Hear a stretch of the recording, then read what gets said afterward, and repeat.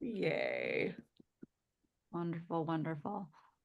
People are filling in the room. Maybe just give it a minute before we jump in, Lynn. I think last time we hit so quickly, a lot of people didn't get messages and whatnot. So here No they problem. come. Yep, here they come. Yeah. Well, welcome everyone. We got a few more people that are popping in here. It's so great to see you. And we are so excited to have Jody Cohen. Am I saying your last name right? Cohen? R. Cohen. Okay, perfect. With Vibrant Blue Oils with us today. Obviously, as a lot of you know, we have our Metabolic Health Day Conference coming up. It's our first in-person conference in Tucson next week, and we are so excited to have Jody with us, both as a panelist and a vendor, and just so excited. We were kind of talking before this started. Excited for Jody to share her journey, and excited for Jody to share what she has learned and these tools that she has developed for all of you and for all the people, if you're a practitioner or advocate, someone that works with patients, some tools that you can hopefully bring into your tool belt if you're not already using them. So these live webinars we decided to kind of do this year as part of the conference kind of preview, and wanted to give our sponsors the opportunity just to share what they do. And so excited for Jody to be with us today. A couple housekeeping items. I do have the chat open and the Q&A open. So if you have specific, direct questions for Dr. Nasha or Jody, feel free to put those in the Q&A, and we can look at those at the end of the conference. Or Dr. Nasha has been pretty good about trying to answer the ones that she can answer in the middle of the presentation. And then if you just have general comments for the group, if you want to just, give a shout out or, share your own story with the group, feel free to put that information in the chat. So one last thing before I hand it over to Dr. Nasha. If you have not registered for the Metabolic Health Day Conference, today is the last day for in-person registrations. We got to cut it off. And so please go to metabolichealthday.life and register if you're interested in coming.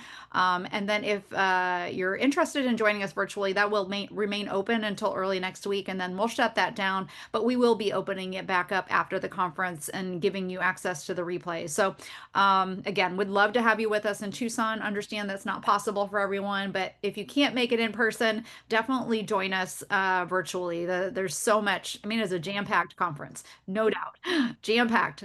And we would love to have you be a part of it in any way that you can. So without further ado, I will pass it over to Dr. Nasha. Aw, thanks, Lynn. And you guys, I just want to give a huge shout out to Lynn again. I mean, many of you have been on this week. This brilliant idea, bringing our vendors together in this situation, which has been so hugely received and popular, is because of this brilliant woman. So Lynn is running, if she doesn't like slide down the wall before the event happens. When you see her next week in person, I want you guys to love on this woman. I want you to like fill up her oxytocin tank and support her, because this event is going to be as incredible as it is because of her. So Lynn, I'm so grateful for you. My God, we'll be loading you up with some Vibrant Blue Oils as well. I've got some ideas there. But yay, perfect. Well, everybody, welcome, welcome, welcome. I'm super glad that you're here. Some of you have been joining us on the live calls all week. So it's really fun to see some familiar faces back in the room, as well as a bunch of new ones today. So apparently people are interested in essential oils. So you've got the person here. This is actually one of the most profound and overlooked powerful ways to support our nervous system, emotional resilience, overall metabolic health. And it's through something we often take for granted, our sense of smell. And so, unlike sight or sound, scent bypasses that analytical side of our brain and travels directly into our limbic system. You're going to hear a lot more about this in a moment. Our limbic system is our emotional command center. And so, Jody's going to share a lot about that as well, of how this can help you through those challenging times. But it can literally instantly shift our state, calm our stress, and activate healing. And so today, Jody has devoted her life's work to helping us harness this ancient and elegant pathway. And Jody is the founder of Vibrant Blue Oils, a company that crafts proprietary blends of organic, wild-crafted essential oils specifically formulated to balance our organ systems and our brain regions to support the body's innate capacity to heal. So each blend is sourced sustainably from local, small, little organic farms, rigorously tested for purity, and designed to restore both physical and emotional harmony. And Jody is not only an amazing a aromatherapist. She is also a best-selling author, award-winning journalist, and a functional healthcare practitioner who has helped over 100,000 people address issues like anxiety, insomnia, inflammation, and autoimmunity through the targeted use of essential oils. And she's got two acclaimed books, Essential Oils to Boost the Brain and Heal the Body, and Healing with Essential Oils, that just weave together this ancient plant wisdom and modern neuroscience, which really is so powerful in illuminating how these compounds can modulate vagal tone, support detoxification, improve focus, etc. So, you guys, you're also in for a treat if you follow me on Metabolic Matters. I believe this week or next, Jody and I's deep dive, 90 minute or an hour and 15-minute conversation. We go deep into this. So, if you get curious today, please go and follow us on Metabolic Matters and have a listen to a deeper dive conversation. You'll get to know my story of how I met her and a deeper bit about who this beautiful human is and the wisdom she brings to all of us. So she's going to share with us today some practical insights and tools to help integrate essential oils into your daily lives and support metabolic vitality, emotional resilience, and healing from the inside out. So let's give her a huge, warm welcome. Jody Cohen, welcome. Oh my gosh, it's such an honor to spend time with you guys. And I really hope, please put in the chat. I'm hoping that I get to meet you all in person next week. You know, smell is such a personal experience. We will be there. We would love for you to meet us at the booth, try things, learn more about this, just so you can experience it yourself. So what I really want to dive into today is the idea of kind of smell as a therapeutic modality. And I love Nisha and I were at an event last week, and it's so funny because, we all have our little things that we do, right? So hotels, sometimes moldy, you never know. I always bring, I have a histamine balance blend that I'll talk a little bit about, but there's a lot of research that when you put essential oils in the air, when you diffuse them, it literally can clean the air by 72%. And so you never know. Even the really nice hotels are sometimes moldy. I don't travel with the diffuser, but you can always get a little bit of salt at the restaurant. So I just put a few drops in. Totally worked. A bunch of the people at the conference tried it. So just this idea that, little portable oils can be really helpful in so many ways. And, if you're celiac and you want to keep eating pizza, they're probably not going to help you. But when you're doing everything right, they can really kind of accentuate what you're already doing. So hang on. So what I want to talk about today is kind of how you can use scent strategically to help regulate your nervous system, help with focus. If you're a practitioner, the really sensitive clients who react to everything, and just getting started. Like I'll never forget, I had the opportunity to interview David Perlmutter, who basically is like the guru on healing the gut.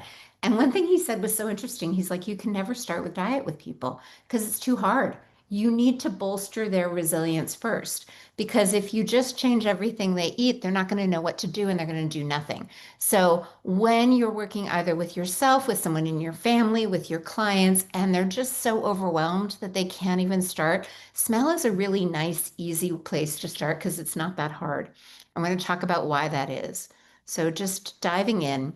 One thing I really noticed that really kind of stood out to me, this idea that the brain is really challenging to access. It's really hard to get the right remedy absorbed into the right area of the brain. And that's in part because the brain is really hard to get to, and only super small fat soluble molecules can get through. Like you can't do chemo in the brain because the molecules are too big. So smell is the fast pass to the brain. This is what people often don't realize. Nose cells are brain cells. Smell links directly to the emotional brain, and it also links directly to your forehead, your prefrontal cortex, your executive function, and it can be used to signal safety. And we're going to delve into that more. But here's a graphic that was in my second book that Nisha mentioned. It's essential oils to boost the brain and heal the body. And what I really tried to do in that, because I think that oils have kind of been, diminished into this like woohoo hippie realm. And there's so much science that backs them up. And people forget that. People forget that most pharmaceutical drugs are derived from plants, right? White willow bark is aspirin, valerian root is Valium, and oils are really just the concentrated essence of plants, which we know have medicinal properties. And so you can use them topically, you can use them as smell. But one of the things that I think smell really has over all the other modalities, you don't need to digest it. It doesn't need to go through your whole digestive system, get into the blood system, and then go to the brain. It goes directly to the brain. And interestingly, the olfactory bulb is located right next to the limbic system. The proximity is there. And this is one reason we're going to talk a little bit more about inhalation and the direct access to the brain a bit later. But it just shows how the nasal passages and the blood flow in the nasal passages help you get directly into the system. So one of the things that I certainly noticed in my 2 decades in clinical practice is that when someone is in stress, it really compromises their ability to heal, right? They could be eating all the right foods, avoiding all the wrong foods, making all the right lifestyle choices. But when your body is in stress, it prioritizes survival. And that means that it kind of down regulates everything that's not critical to survival. And so the question was kind of how do we get people out of stress? Because when they're in stress, this is a graphic also in my book, but it basically shows that, the body has kind of two states. We're in danger, we're prioritizing survival, we're routing blood to the arms and limbs so that we can fight back and flee and avoid danger. And in that state, everything not critical to survival is downregulated, including your ability to digest your food, detoxify, turn on immunity, help with brain function and cardiovascular health, and even anti-inflame. It's only when the danger passes and we then shift into that safety gear, that parasympathetic rest and digest gear, that we can heal. The problem is that most of us stay in that fight or flight danger response a lot of the time. And that's because it's not just physical stressors like lions theoretically chasing us down streets. It's emotional driven stressors. We turn on the news and see something scary, and suddenly our mind is going to, oh my God, could that happen to me? Or we recall something that might have happened to us in the past that's scary, some kind of trauma. And that sets us into this trauma loop. And so one of the most exciting things is that smell can basically turn on healing. Smell can calm stress, and smell can signal safety. So here's the dilemma, either ourselves, our family, our friends, or our clients are kind of stuck in fight or flight. Stress originates in the brain with that signal of danger being sent to the body, and the brain is hard to access. And what I really want to delve into today is the solution. That smell out of the five senses is the most important and the most underutilized. I'm going to do a quick look into chat, make sure you guys are all with me. Feel free to pop in any questions. I'll be checking there throughout to make sure that we're all on the same page. Just out of curiosity, we all have that smell that really transports us through time. Some people mention Christmas trees. Some people mention fresh cut grass. Some people mention lavender. For me, it's mothballs. My grandparents had an apartment in New York, and every time I smell mothballs, it's so strange. I can visualize the apartment. So go ahead and just drop in the chat if you have a smell that kind of transports you back, because we're going to talk about why that is. And I'd love to hear what it is for you. So, what we don't realize is that smell is really critical to survival. You smell food, you smell water, you smell predator odor, you smell fire. And that's one reason that it has such direct access because it's so important. And smell is also directly correlated to the memories, like the ones I've asked you to share, in part because if it's a positive memory, if it's something that was safe or pleasant, let's see, clove, my mother's china, oh, chicken soup, liquid soap.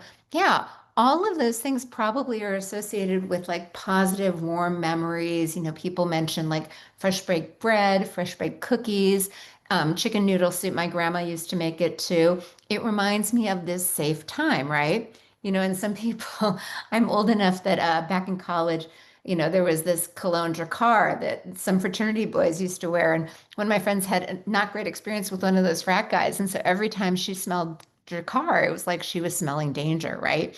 Because something bad happened. So now she knows to be safe.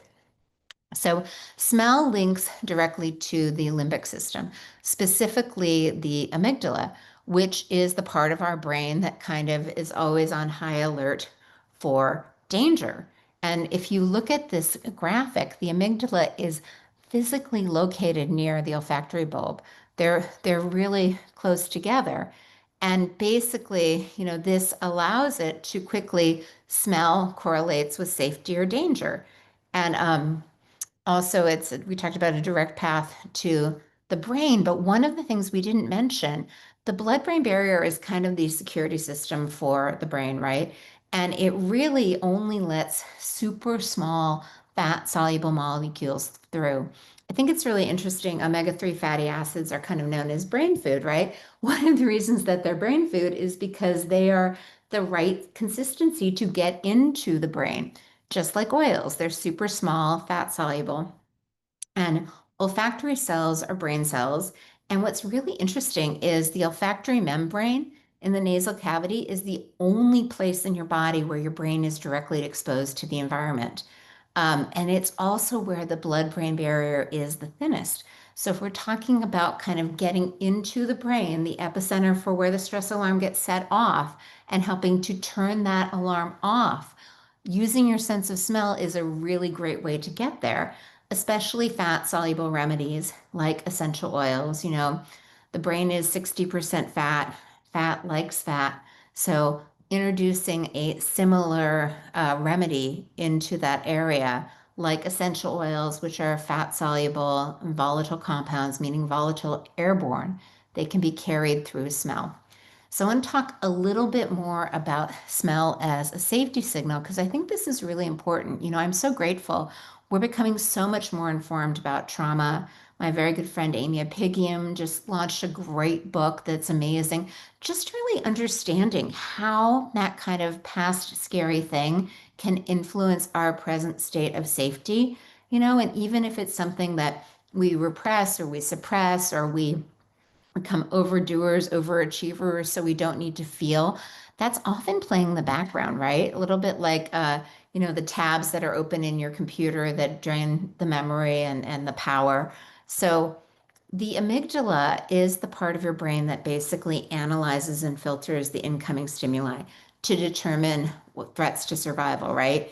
It's scanning all of your senses, your external environment, and also the internal environment of the body, what's kind of going on with our heart rhythm, our digestion, all of our hormones. And then it's looking for a match or a mismatch. And this is where things can get a little catawampus, right? People that have kind of dysregulated limbic systems. For example, if you grew up in a family where there was a lot of yelling or screaming or chaos, that's your base normal, right? So if you're then in a healthy relationship where someone treats you really respectfully and doesn't yell at you, sometimes you stir the pot and you create that drama because that feels more normal to you. That would be kind of a maladaptive signal. And what can happen, especially in our clients or our loved ones or even ourselves, is that our baseline, our thermostat of the amygdala and its perception of safety is kind of set in the wrong direction. And so we wind up having this hyper vigilant response. So we're seeing danger everywhere. This analogy that I love is you're walking through the woods and you look down and you think you see a snake, right? Oh, danger. Oh, no. And then your prefrontal cortex, the kind of executive function area of your brain right behind your forehead, double checks and says, oh, no, no, no, that's just a stick. You're safe. And I think that a lot of us are walking around seeing snakes when they're really sticks. And if we can just help our limbic system kind of return to normal through, there are a number of things we can do, somatic techniques. Smell is a great safety signal to kind of reset that danger perception. And then that can help our whole nervous system really regulate so that we're not responding to things, as if we're in danger. We're able to perceive safety um, more often, and so we can heal. So hang on. Smell is a great pattern interrupt.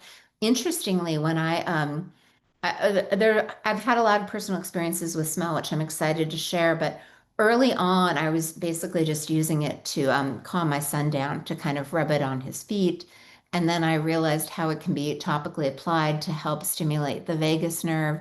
But one thing I was noticing, I attracted a lot of people like myself, right? People that were pretty good at following the protocol. They were taking all the right supplements, they were avoiding all the inflammatory food. And yet, invariably, there was always that witching hour. They often had young children. They'd be cooking dinner. The baby would be crying. The dog would be barking. The husband would get home and need, something, couldn't find something. The phone would be ringing. Maybe it was the mother-in-law that was upset about something. And no matter what, it would just, dinner would start to burn and it was just too much. They were just flooded, everything at once, and I had worked with them on breathing techniques, all these things to help regulate their nervous system. But when they were in that moment of like overwhelm, they just couldn't. And so I started using oil. Like, okay, it's too busy. The world is crazy. Just hold this in your pocket. Just hold on to it. And we're just going to smell it, and if you can, we're going to topically apply a little bit. And they could do that. And what was interesting that I love is that you have to make it easy, right? We all have the supplement graveyard. The supplements that live in our pantry that we don't remember to ingest aren't necessarily going to help us. And so, what's wonderful about remedies like smell is that they're pretty easy. They don't take a lot of time or commitment. It's hard to do it wrong. So, people are actually able to execute and then they're able to see change, right? And to build on changes. So, smell, this pattern interrupt, can kind of stop this amygdala hijack. And I'm going to talk about a specific blend that has been so profoundly helpful for me. It's called Limbic Reset, but it really helps to like have that moment of pause to, you are overwhelmed. Everything is going on at once. You don't even know what to do. So maybe you do nothing. It gives you that moment of like calm, that moment of like, okay, I can handle this. I can make the next choice, right? I can pick up the baby, I can turn off the stove, I can hang up the phone, I can give my undivided attention to my spouse. Okay, what is it that you need right now? Or is this something that can wait until later? And I can start to unpack that problem and move through that problem. And part of that is both kind of calming the limbic system, but also activating the prefrontal cortex, the front of your brain, which is a really powerful tool that you can use through smell. So I like this graphic because it kind of shows how anatomically your sensory olfactory system is connected to the amygdala. It really does have direct access. Smell, unlike the other five senses, goes directly to the amygdala. The other ones have to go to the thalamus first, so it's kind of less direct. And this means that we can use this direct physiological access to help kind of rewire our physiology. Um, I shared at the beginning how I like to use the histamine balance blend in salt to diffuse it through the air. That's one of my favorite tricks. One of my other ones is panic attacks. I was definitely limbic maladaptive. I would see proverbial snakes in Trader Joe's. I would go and, my kids love the food. The aisles are tiny, the parking's a nightmare. But anyway, I would trudge through and get all the things. And then I'd stand in line and those lines would never move. And I would start to feel warm. My heart would start to race. I would basically have a full-fledged panic attack in the Trader Joe's checkout line. And sometimes I'd have to leave, which felt like such a defeat, like it took so long to actually get everything I wanted and then I'm leaving it. So one of my favorite hacks, there's this field of medicine called functional neurology that basically tries to stimulate different areas of the brain to put it into balance. And my friend Titus Chu, who's a functional neurologist, taught me that when you're having a panic attack, that's the right frontal lobe, your right forehead, that's overactivating. So what you do is you take your thumb, plug your right nostril, smell through your left nostril. That stimulates the left frontal lobe. So now the two frontal lobes are both balanced, and all of a sudden the panic attack goes away. And I did this, it probably took me a good 6 months. I'd go to Trader Joe's with my little oil. And if I started to have a panic attack, I'd do it. And now I don't have panic attacks anymore because when you put the hemispheres in balance, it kind of it addresses the root cause. So it alleviates the problem. And what's interesting is that there's a lot of research that the loss of smell is actually the first symptom of cognitive decline. And my hypothesis is this, right? The symptoms of early dementia are what? Like you forget things, you get kind of ornery, no emotional regulation. I believe it's lack of use, right? You can't smell, so you're not stimulating your prefrontal cortex, so it starts to decline. But what's really exciting is that smell training, literally just smelling a combination of oils, it's always more than one, right? Which is why I like blends. That helps to, again, stimulate this area. Think of weightlifting, it's putting it back online. And so then it helps improve cognitive function, kind of alleviate inflammation, improve memory, improve depression. Really great for so many things. And those of you that I get to meet in person at the conference, please come up to the booth and I'll show you exactly what I've been doing for that. The other thing that I'm probably the most excited about, there's a ton of research that just smelling essential oils can help kind of activate your parasympathetic nervous system and regulate your nervous system. And then I have a very specific way of using it. I really do believe where you apply oils is almost more important than what you apply. So I have some evidence-based, very specific topical application points that I'm going to go over. Again, essential oils are really just the concentrated essence of plants. It's very farm to table. You pick the lavender at the freshest. You're not going to boil it because the water will damage it. So you put it in a big vat and then you boil the water elsewhere and you put the steam through, and the steam gently kind of lifts the oils off of the plants.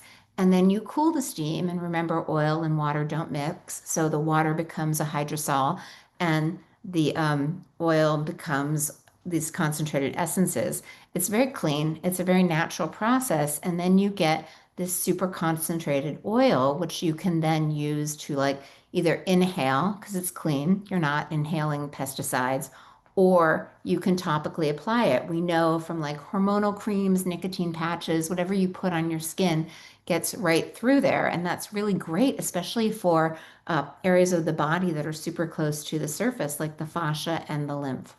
So, talking about some of the specific oils that I will bring to the conference, and then we'll give you like a discount link if you're not going to be there in person, but you want to try them.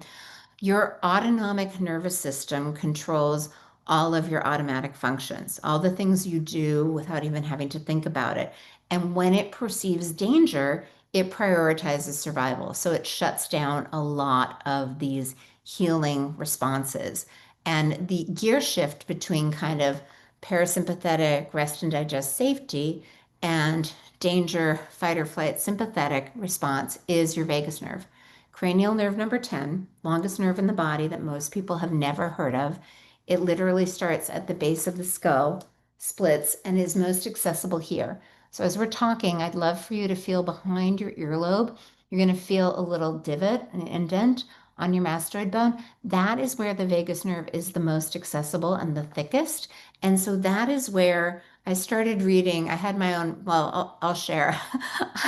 I think that necessity is the mother of invention. So I had my first kind of major health dip. My husband, ex-husband, was bipolar and he attempted suicide. My kids were 5 and 7. Found him, saved him. He was in the ER for about 2 weeks. And that time I was like, oh my God, how am I even going to do this? Like I had a full-time job. I was class parent. I was basically a single parent, but pretending I wasn't. And someone recommended I move him into a residential treatment facility, which was a new vocabulary word at the moment. So I found a great one, Menninger in Houston. His brother was kind enough to help me fly him down there. And once I knew he was safe and it wasn't my job to keep him safe, I kind of fell apart. It was like I, crossed the finish line on a 10-year marathon. And I needed to function, kept trying to function, supporting my adrenals. And finally, I was like, I think I need to go upstream. I think it needs to be the vagus nerve. So I was looking at how do you stimulate the vagus nerve? Again, all these things that are totally doable, but kind of hard in the moment. And I found something about stimulatory devices, like surgical devices that were implanted here. And something about the word stimulatory, because I was rubbing oils on my son's feet, and stimulatory oils are the ones that might make your hands feel hot or they turn a little red. And, trial and error, I made some mistakes along the way. And I was like, oh God, oils are stimulatory. I wonder if I could put an oil on that point and stimulate the parasympathetic response. And so I started playing. And the formula that I landed on is clove and lime. Clove is super stimulatory and also high in this amazing healing constituent called eugenol. And lime, all of the citrus blends come from the peel of the citrus fruit, and they're really light and uplifting. Little pro tip, people get worried about citrus oils in the sun. That's if they're pressed. If they're distilled, kind of how I talked about, it doesn't, you won't get a sunburn or any other problem from putting it on. So this is kind of our most popular blend. It's great for so many things because it really helps to turn on that parasympathetic nervous system response. So it turns on digestion, immunity, healthy adrenal function, cardiovascular health, brain health. One thing that I also realized in that moment, sometimes when something really stressful is happening, you have this tunnel vision, right? Because if you can contemplate the universe, you're going to die. And so sometimes when you're having that conflict, it could be with your spouse, it could be with your child, with a friend, with your mother, suddenly you're not thinking clearly and those conflicts escalate, right? But when you're able to access your parasympathetic nervous system, all of a sudden you're not tunnel vision anymore and you can see like, oh wow, look, we're fighting over something silly and we're both grounding in our heels and getting really grumpy about it, and you can just kind of pause, and it helps with everything. It helps with conflict, it helps with relationships, it helps with business because you don't make decisions when you're kind of stressed out. So the parasympathetic oil we will definitely have at the conference. I think actually if you're attending in person, we're putting a little postcard in the goodie bag to like let you come claim one at the booth just so we can meet you in person and make sure that you're using it properly. But you're just going to topically apply it behind the earlobe on the mastoid bone. I should do a quick check-in and make sure that you guys, if you have any questions, if I'm talking too fast, I use the parasympathetic all the time. Thanks, Darcy. Go ahead and pop them in here because I'm a New Yorker at heart, so I do talk a little fast. And this is where you apply it, just behind the earlobe on the mastoid bone.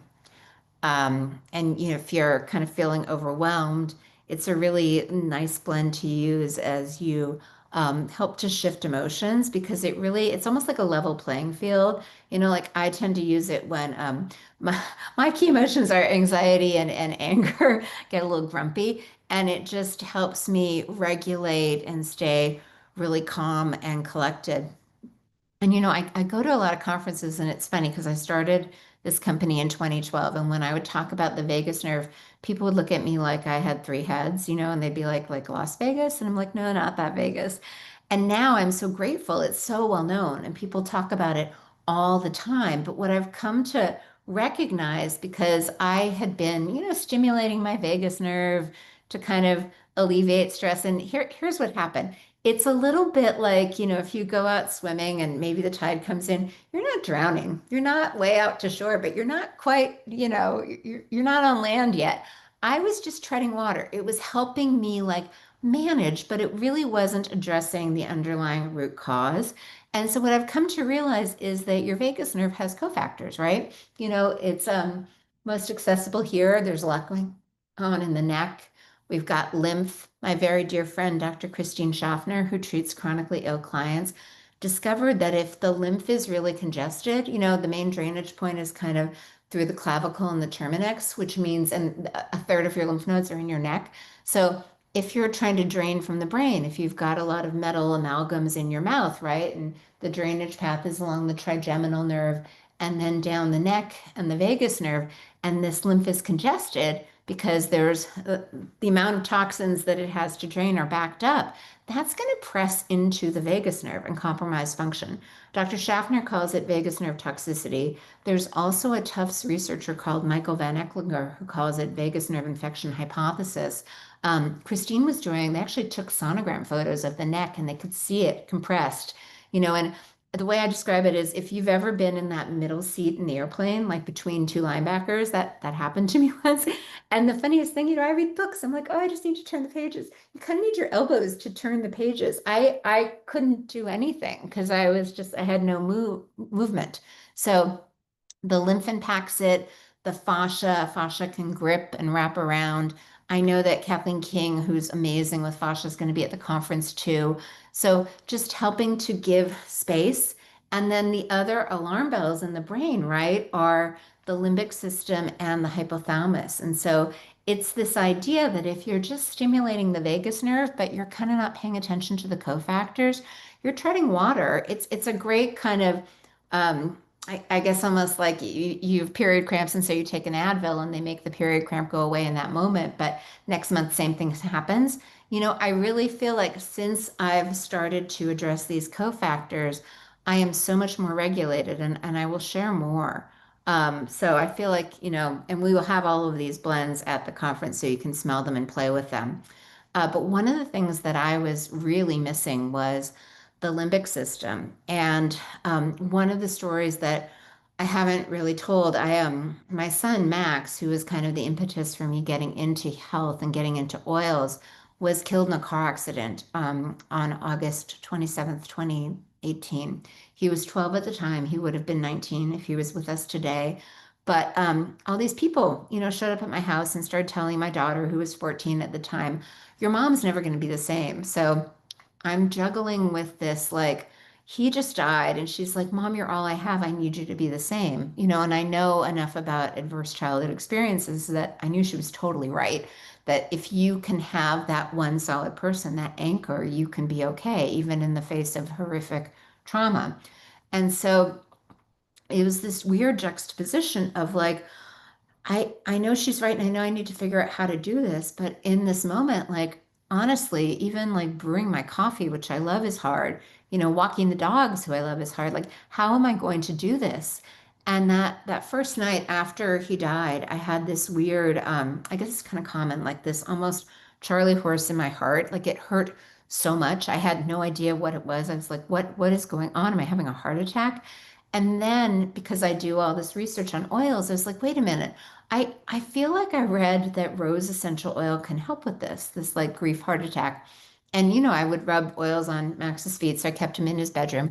So I crawled into his bed and I grabbed the rose and I just started smelling it and putting it over my heart. And in that moment, I had this like, okay, I'm okay in this moment. Like, the world is crazy. I have no idea how I'm going to go from second to second, but in this second, I'm fine. And then my next thought was, if I can string together enough of these seconds, maybe I can be okay. And that was kind of my first aha, that if I can smell something and regulate the limbic system, that can kind of regulate everything. And I've been practicing that pretty religiously since that time. In fact, I even came up with a limbic reset blend that I really hope you guys get to come see us in person. This one is so powerful. It's full of really expensive single oils, like helichrysum, sandalwood, melissa, but they're all very high in this constituent called the sesquiterpene, which is really known to help oxygenate. And the woohoo sites say it changes your DNA. I'm not making health claims, but it definitely does something. And when people come visit me, and whatever, this is not the easiest time to be living here on planet Earth, and everyone's going through whatever they're going through. And sometimes they're talking, and I'm like, oh, they just need this, so I'll just put it under their nose, and they'll start crying and kind of shedding what they've been going through, and they're like, I need that one. So I'm excited because I think this is one of the root causes that we don't necessarily think of, that's really good to address. And smelling is my favorite, but there are also some emotional points. Your forehead is a really good, for anyone who muscle tests, you can like check emotions by putting your hand over your forehead. Or sometimes when you're just going through something, we naturally touch. When we touch things, we like draw energy and blood flow there. So when you're kind of are putting your head on your forehead, that's what you're actually doing, is just helping yourself heal. And then of course there are some other points at the back of the head and top of the head. The other thing that I was really excited to delve into, I think there's so many people in this community who do such amazing work. Like, I really love the heart math people, and this idea that, we've got kind of the top-down communication, so getting things into the brain so that it can communicate down to the body, but also the body communicates to the brain, specifically the fascia and the heart. So this idea of heart coherence, that when your heart is in kind of this coherent rhythm, it sends a coherent rhythm to the brain and the body feels safe. And when it's dysregulated, it experiences trauma. So coherence really informs the brain that the trauma is over. This is one reason that gratitude gets you into coherence so quickly. But one of the things that Roland McCready of HeartMath says that I love is that you can't think your way out. You have to kind of put yourself in coherence. And so we have a blend. It's a lot of, again, expensive, but more kind of floral based, jasmine, blue tansy, rose, geranium, a blend that really helps to put the heart into coherence. And so it's signaling kind of the top up signal of safety. And there's this idea, this principle of entrainment that, this is why being in nature works, because you kind of entrain to the frequency of nature. And oils are really nature. There's a reason that we freeze vegetables so we have access to them in the winter. When it's pouring out, it's nice to have something that you can use. And even though this is kind of a bottled version of nature, it still works that way. It still helps our body get into the natural rhythm. And this is one of the reasons that I think topical application and actually inhalation works. I want to be really careful of time and make sure that I get to take all of your questions. So I'm going to kind of breeze through this next piece and then just open it up for questions. And of course, I will be there in person to share more, or you can email me at info@vibrantblueoils and I will get back to you with more. But you can topically apply oils to put your heart into coherence. And then this is the heart blend that we have that's such a favorite. But this idea of fascia, fascia is the connective tissue that covers the cell, but it's so much more than that. I really feel like the fascia and the lymph and the vagus nerve work together to regulate your nervous system. And so we have a fascia blend. To my knowledge, we are the only ones that have kind of, you can use red light therapy and they have fascia blasters, but we're the only ones that really have a topical remedy that you can use for fascia. And it's so amazing because it helps, if your shoulder is tight, you can put it on and it feels better, or your knees, but also emotion. If you're, feeling your big feelings, it helps to just move that energy so you can flow through it. And what I will say about the fascia is that, we all kind of brace for impact, right? And we sometimes the danger passes, but we're still kind of stuck in that hovering position, with the fascia constricted. And so that can constrict the vagus nerve and also emotional release. I do believe that fascia holds emotion. I believe, we're mostly water, and there's some really interesting research about how water holds emotion. So this is our fascia release blend. And then fascia works with lymph. They're pretty interchangeable. And there's a lot of research that oils can help to stimulate and move lymphatic flow and tissue circulation because your lymph system lacks a pump. Mint is really good. And also, the lymph is really close and accessible to the surface, as is the fascia. So it makes sense that you can topically apply and get things in. So we will have all of these oils in addition to the histamine balance one that I mentioned and some other goodies at the event. So you can come see me. You can just kind of put it on and try it, or you can learn more. And I'd love to open it up to any questions. You're on mute, Anisha. Wow. Awesome. There was such a flurry of comments about just the mind blown concepts that you were sharing here with all of us. So you have a flood of questions both in the chat and in the Q&A section. So, we'll dig right into everybody. Okay, great, great. Will there be a link for the discount if not at the conference? Yeah, I can give you guys, we're definitely gonna have some conference specials, but I'll make sure that Lynn and Nisha have that to offer you guys. And we will include that. This is being recorded, and so I'll get with Jody after this presentation, and we'll get those links included in the follow-up email.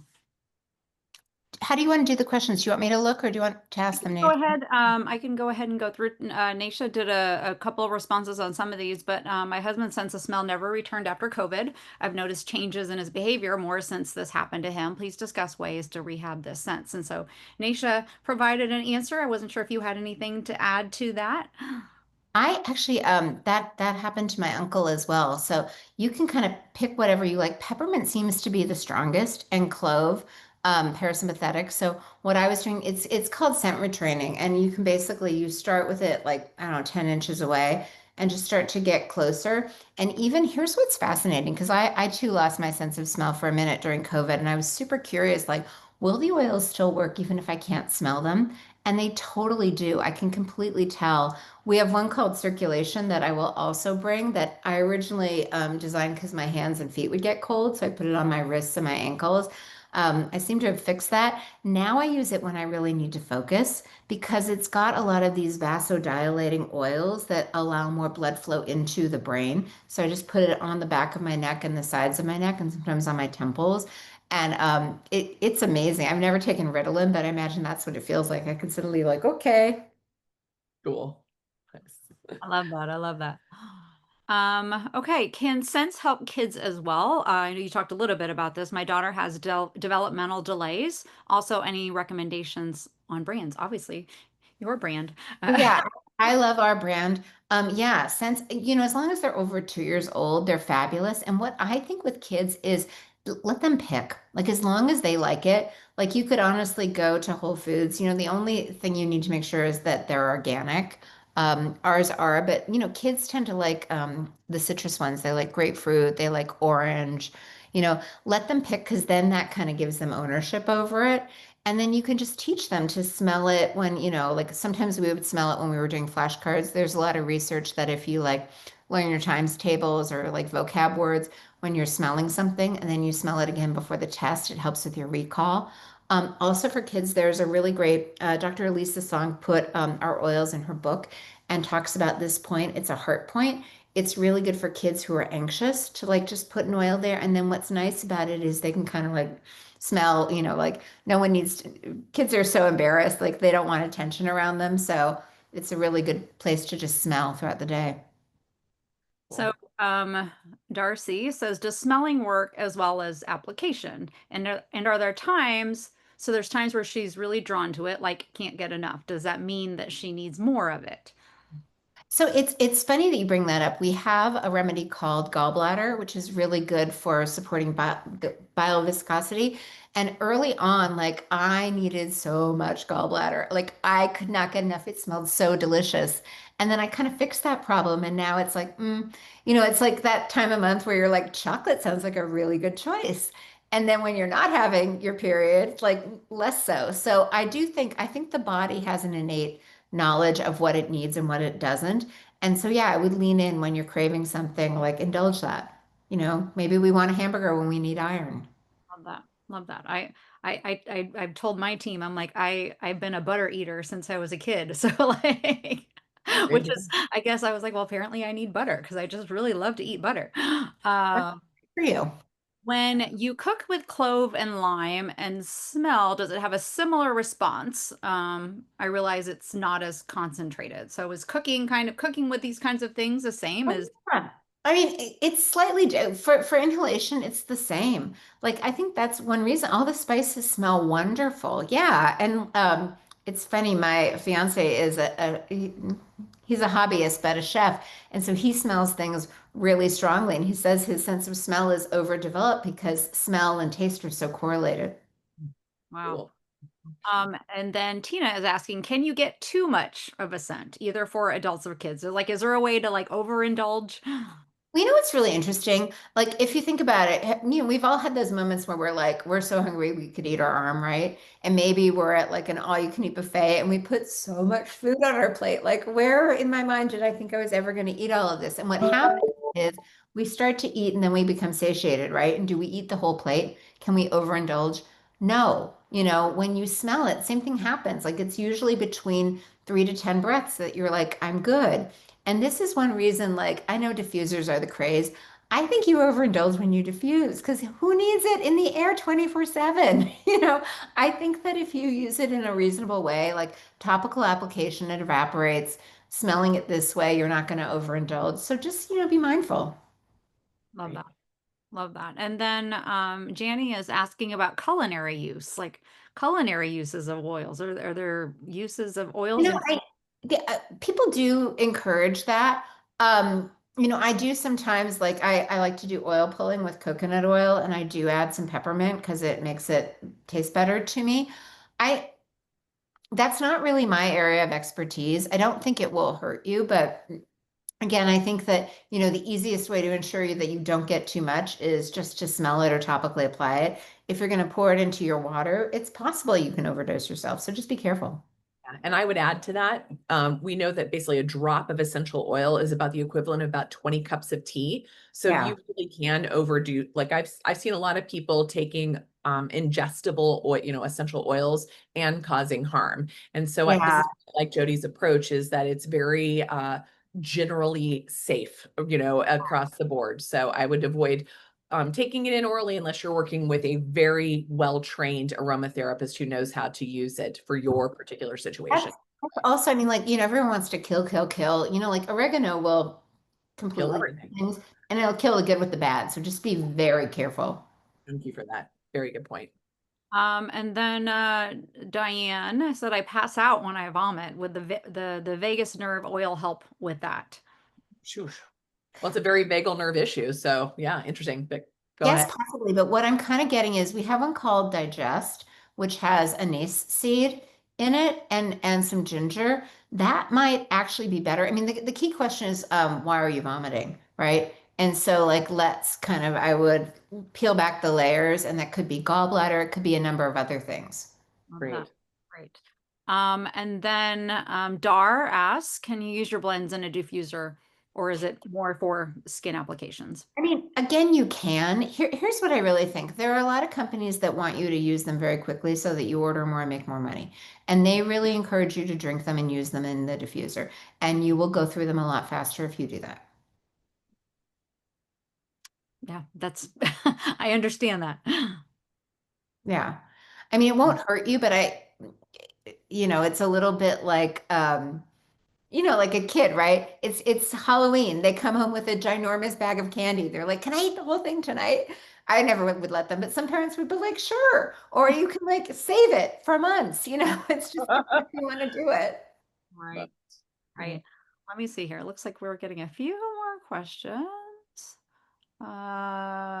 Dale's been using her oils for a year and she loves them. And then just a thank you. So, again, from all of us, thank you. Do you want to leave us now, I guess, with some where they can get a hold of you? What's the best way to contact you if they have any questions? Because I'm sure people have very specific questions and may need a little direction in terms of what oils might be best for the things that they're going through. Yeah, Got it. we answer questions. We try to do it within 24 hours if you email us at info@vibrantblueoils.com. I have a great team, but they pass a lot on to me. And we will give you links like for some discounts and then also just more information. I've been writing blogs for 12 years once a week. So if you go to our site and go on blog and just type in, like restless leg syndrome, there's a good chance if you have a specific question, I've written a blog on it. Mhm. Love it. Cool. Love it. And then one more question. Will essential oils be effective for someone with Parkinson's disease who has lost sense of smell? Yes. Yeah. Yes. There's actually some pretty cool studies about that. And that scent retraining that Jody was talking about is exactly what they're doing in those environments. Love it. Yeah, and parasympathetic is good for that.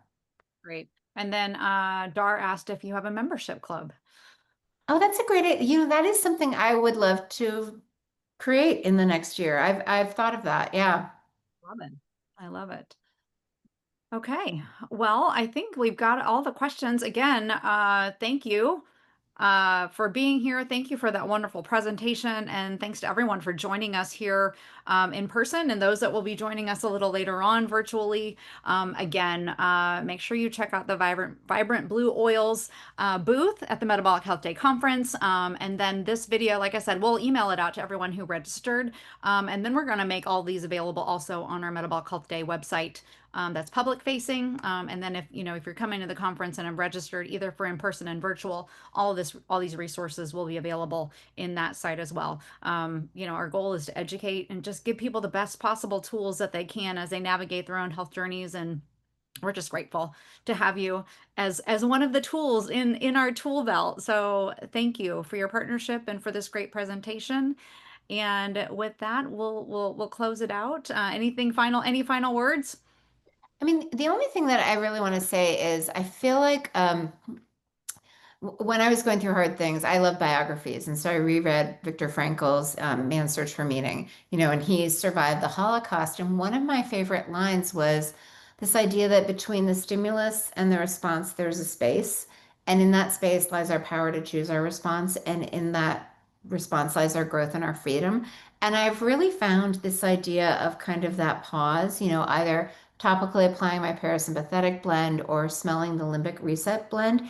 It really gives me that pause and that space to choose a reaction. Like I recently went to Croatia with my daughter. I am a coffee addict. I get up at like 6 in the morning. There was no coffee in the hotel because the restaurant doesn't open until 8. It's a small town. There was no coffee anywhere. We finally get to the restaurant at 8. Everyone got there at the same time. This poor waiter is overwhelmed. I think it was about 9 before I got my coffee. I was in my head going bananas. And I'm like, listen, like, it's not going to make the coffee come any faster. I'm just going to regulate. And I did. And my daughter's like, wow, mom, you're really together. And I'm like, not in my own head. Like the dialogue in my own head is not fun. But I'm like, no matter what's happening in the world, you can help calm your nervous system so that you can choose your response. And it's amazing. I love that. What a great way to send us all off into our day.